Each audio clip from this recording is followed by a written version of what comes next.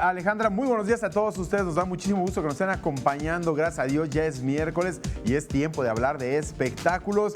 Mientras tanto, les comentamos que la obra de teatro El Fantasma en el Espejo llegó a 300 representaciones en el Teatro López Tarso y con ella decidieron ya bajar el telón. Concluyó una exitosa temporada de 300 representaciones, casi cerca de 2 años en cartelera y por supuesto también una gira.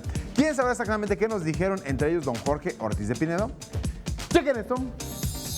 La puesta en escena El Fantasma en el Espejo develó placa por 300 representaciones y finalizó su temporada en el Teatro López Tarso del Centro Cultural San Ángel. Previo a la función, platicamos con Brandon Peniche, Miguel Pizarro y Jorge Ortiz de Pinedo, quienes se mostraron felices de los resultados obtenidos durante el tiempo en que la obra permaneció en cartelera. Fue un gran reto. Desde la temática, terror, creo que es complicado meter a la gente y realmente irla llevando, irlos asustando, que todo el tiempo estén como completamente al pendientes de todo y que no se aburran. Todo es verdaderamente un reto. Entonces, muy agradecido, estoy realmente feliz. Hay un malentendido con el género de terror, como que creen que todo tiene que ser como para octubre y ya ves que no, o sea, el terror es atemporal y se puede quedar esta obra perfectamente y lo merece, de hecho.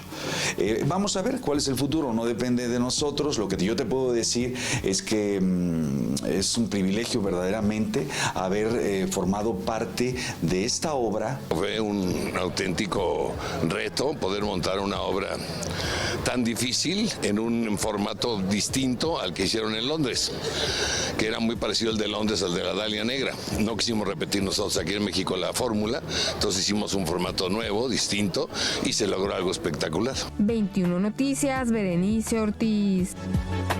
Continuamos con más información del mundo de los espectáculos. Platicamos con Cepillín, quien no se rinde, sigue trabajando y más vigente que nunca. Así lo aseguró el propio payasito, uno de los más conocidos de México. ¿Quién sabe exactamente qué nos dijo? Chequen esto.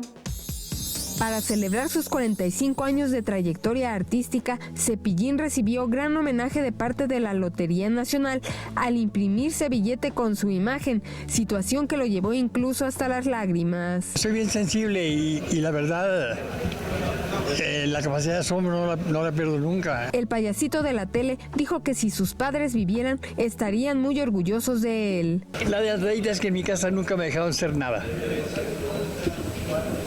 Porque ¿cómo? Vaya hasta la escuela y eso es lo que va a estudiar, esa es su herencia, así es que nada de que quiere ser pintor. Es que yo dibujo muy bien, nada. Bueno, quiero ser portero de fútbol. No, usted tiene que estudiar. Bueno, está bien, quiero ser artista. No, entonces siempre existió el no, porque como negaron todo, desde el momento que yo vi ese Cepillín, empezó a darles gusto.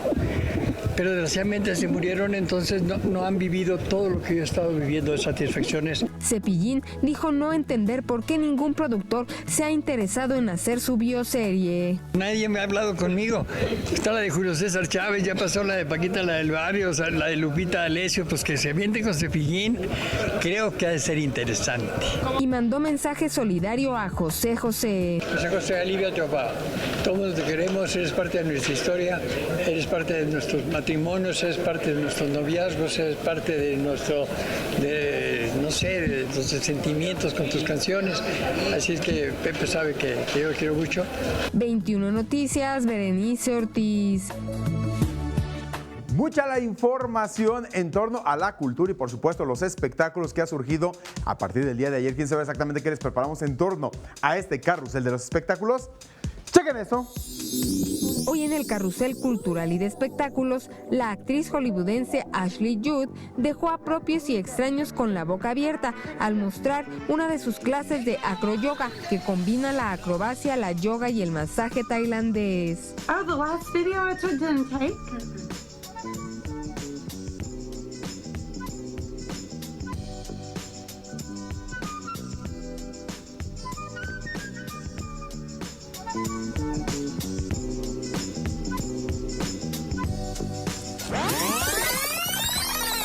Alex Lora ha incendiado las redes sociales gracias a un video de uno de sus conciertos en Tijuana en octubre del 2017, pues al ver que supuestos fans suyos reñían, decidió parar el recital y enojado les pidió que se retiraran del lugar.